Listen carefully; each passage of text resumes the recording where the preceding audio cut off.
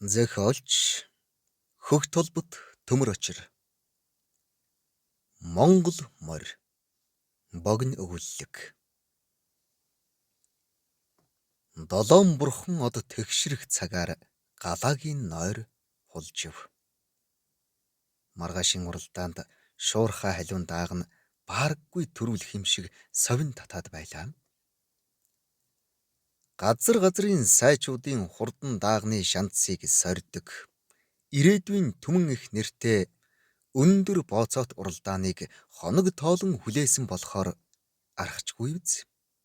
Галаагийн аав хулгар Цэрэнжав гэж даргангийн цуутай хөх уяач 3 жилийн өмнө өөд болж голомт залгах отхон хүүгийн ёсоор цөвтөр хэдий ч шилмэл сайн алтан тууртыг өвлөн авчээ. Хулгар Цэрэнжав өөд болохынхоо өмнө хүүдээ "За миний хүү, амьтан хүн дуурайж адууга ирлийзжүүлж болохгүй шүү. Монгол адуу гэдэг биеийн жижигч бэлчээр нь хол, хүний гар харахгүй, хүйтэн жаварт тэсвэртэй. Дэлхийн талыг тамгалсан дээдсийн буянт хүлэг юм шүү дээ" гэж аминчлан захижээ. Буурал эцгэн өөд болсноос хойш галаа овоо тахилга ойр зуурын наадамд хурдан хурц хүлгүүдэн сойж айраг амсаж мод атгаж бас ч гэж хоосон байсангүй. Ихтэй л нэг чамлалтай санагдаад байв.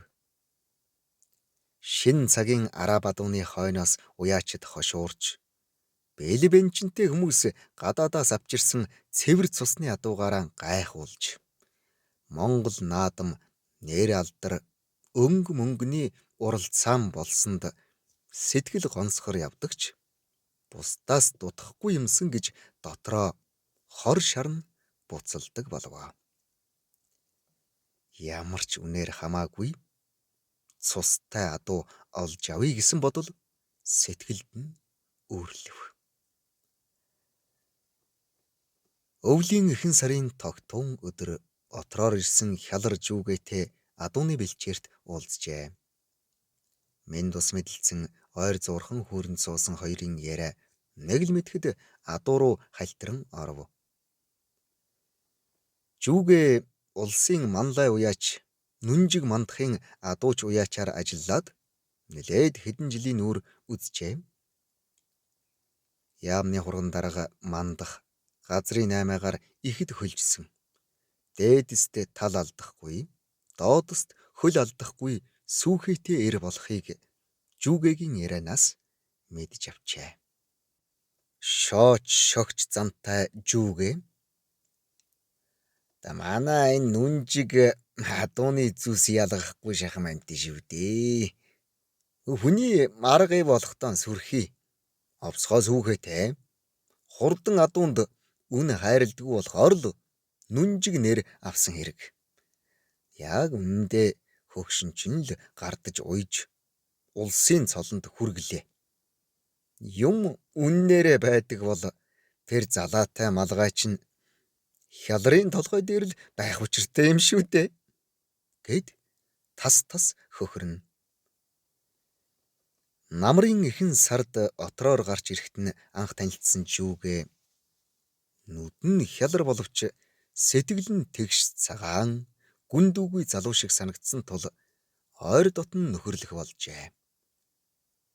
Цустай адуунд хорхой нь асч яваа нөхрийг сайн мэдэх жүүгээ сартай хүрэн гүү дагаж яваа бидэртэй халиун сарвааг зааж "Да миний ганц эрдэнэ дээ. Шувууж гүйцэхгүй хурдан адуу болно гэж мэд. Ноднон нүнжиг арабаас авчирсан алмаз дуудлагатай цэвэр цусны азарганд ганц гайгүй гүү гიშгүүлсэн юм. Эхэн чи мэдэн дээ. Танай аймгийн Бүүрэг гуайн хурдан халиун азарганы удан байгаа юм. Хаврын ирээдүйн түмэн их уралдаанд баараггүй төрүүлж эзнээ баясгах хүлэг дээ" гэд хамраа сар тайлган инээлээ.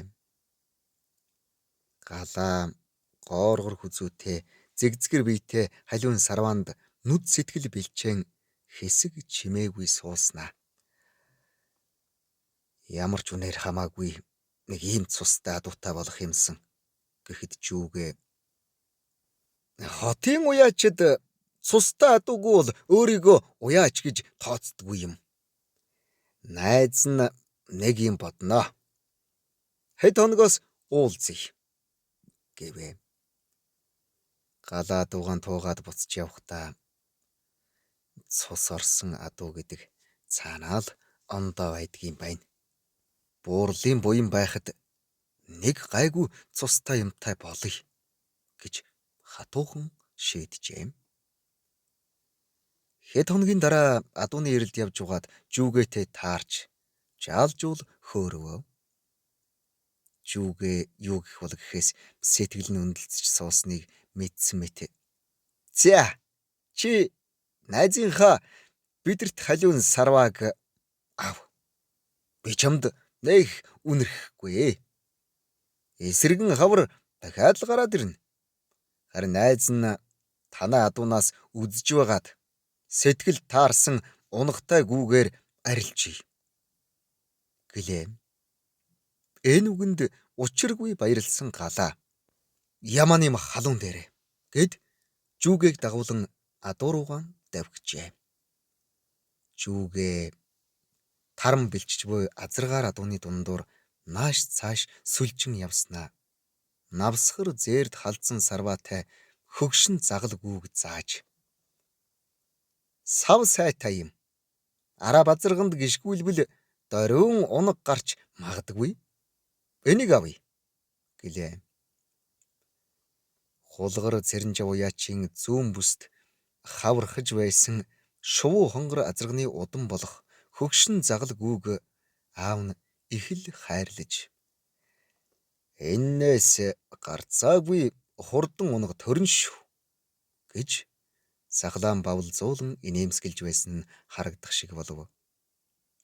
Эцгээс хойш загалгүй нэг жил суваарч уржин жилийнхэн унгыг чонд идүүлж нодин жил арай л дов бүглэлгүй өргүүлэн барин онд ороод унгалсан нь тэр байв. Магадгүй сүүлчийн унган нь байж мэднэ гэж бодоод галаа сайн нөхөртөө гайгүй дөрөв юм өгөх санаатай. Хөгшин хоньны насгүй болсон энэ шүдгүй гүүгээр яах вэ хөө? Хавар дов бүглэж мэдэн шүү. Би чамд алтан овооны наадамд айрагдсан шар хүрээний их хул гүүг дааг шүдлэнтэй нь хамт өгье гэвэ. Хяларж үгээ олин харж уруулаа шилэмдэн бодол болсноо. Тэр хөгшин гүү чи яах вэ? Хотод жүчээнд тэжээж тусал тариагаар бөмбөгтөхөд 3 унгалж л таарна гэлээ. Галаа юу сайхан дур сайхан гэд үнтэй азарганы төл хурдан сарваа авч байгаа юм чинь гэж бодоод загалгүй зээр талцсан сарваан дээрээ дориун байдс нэмж өгчээ. Бидэрт халиуныг дулаан сарвчанд хашиж ёстой няраа хүүхэд шиг бөөцөлсөөр ногоотой золгуулжээ. Чаацурттай зэгзгэр халиун даага үсэргээ сунгаанд үнэхээр салхич гүйцмээргүй хурдан байлаа. Хавойрын адуучид галаагийн азтай одтойг гайхан алтан овоонд болох том бооцоот уралдаанд баараггүй төрүүлнэ гэцгээв. Хаврын адаг сарын сэвэл зүүр салхитай тунгалаг өглөө уяачид уван цовон алтан овооны бэлд цугларсаар байв. Багуудын хэрд хурдан даагнуудыг бүртгэн бооцоогоо хурааж авлаа. Галаа даагаа мордуулаад овооны бэлд нутгийн уяачтай хуучилж аавынхаа гүйдэлтэй гартаам хөөргөөр тамхилж тэрүүхэндээ л дойдгоор суув. Даагны газар ойрхон тул уудам хөндийд улаан тоос босон энтэнд тархан суусан наадамчид хуйлран гүйлдэж эхэллээ. Ойрын зайд даагыг гүйцэх хурдан хөлтөн байдгүй гэдэг. Яг ихийн зургүй барайны хөлд дөтөлж ирлээ. Галаагийн гар нь салгалж хар хөлсөнд суваад дурангач олигтой барьж чадсангүй. Хурдан даагнуудын манлайд шуурхай халиун дааг шууч гүйцхээргүй хурдлан барайны хөл рүү орж ирэв. Араас нь гооргордуу бор дааг нэхэж явна. Барайны үзүүрт гүйцэгдэж мэдхээр болсон тул галаа хамаг чадлаараа гууглав. Яг энэ мөчид айргийн тав руу шургасан зээрд халдсан дааг олон хүний орилон шуугаан дундаас унган эзний хээ дууг олж сонсоод чихээ хулмайлган нэвт дайрав. Барайны цагаан зураасан дээр зээрд халдсан дааг төрүүлэн гიშгэхэд түмэн олон ухайлан төрхөрвэ. Галаагийн шуурхай халиун гуравт хурдалжээ. Түрүү магнай болсон зээрд халдсан даагны хөлснөөс авах гэж наадамчид амьсгал авах зай агаар орох сүвгүй болтол бүчин шахалдана. Нутгийн уяачид наадамчид мөн галаагийн эрлиц халиуныг тойрон шавж аргагүй хурдан буй юм аа. Зээрд дааг дайраагүй болж бараггүй төрөө гэж амамда шаагилдана.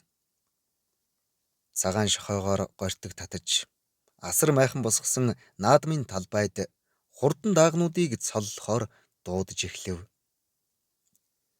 Өөдөн хар морьтой хялар жүүгээ зээрд халдсан даагыг хөтөлсөөр нударгаа савчуулан хурж ирээд "За, найздаа баярлалаа.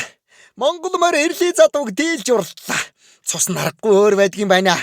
Чиний дууг сонсоод нэвт дайраа төрүүлж байдаг буй юм аа" гэж нэг амсгаагаар доржигнуулаад бахан хансан шинжтэй ихэд хөөрөлхөн тас хөхрөв. Унган цагаасаа л зэлэн дээр хамт байж дуу хоолой зүс царайг нь андхаа байсан. Буурал эцгийх нь хос арвай тамга ташаан дээр нь дурайж буй зээрд халдсан дааг галаагийн хэр тоос ханхалсан хүрэн дээлийн ханцвыг байн үнэрлэн үүрснэ. Галаа шанааныхын хөлсийг ханцвыгаараа зөөлөн арчив.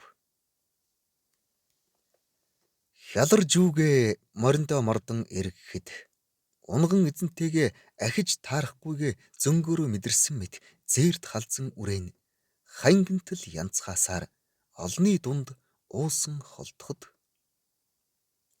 дэлхийн талыг тамгалсан дээдсийн буянтай хүлэг гэж аавынх нь эцсийн мөчтөө хэлсэн тамир дуухан боловч эрдүүхэн хоолой сонсогдох шиг болж нүд нь чихтээд иржээ. Тийм гэхэн эцсгүй гуниг галаагийн гол руу нэлмэж хүлэг мордын тоостой хамт мөрөн дээр нь дарах шиг болов. Хялар жүүгээ наадмын төрөө авсан хүний жишгээр хавийн амтныг араасаа дагуулсаар уяаны асраар орж наадамчтай хөөрг зөрүүлэн хурдан даагныхаа тухай яриа дэлгэж дайлуулж цайлуулан ханхалцаж явна. Наадмын хөлөөр болсон цагаан тоос мөддөө буух шинжигвэ. Зохиолыг бичсэн Хөгт холбот Төмөр Очир, уншсан Эрхэнбаярын Батторж.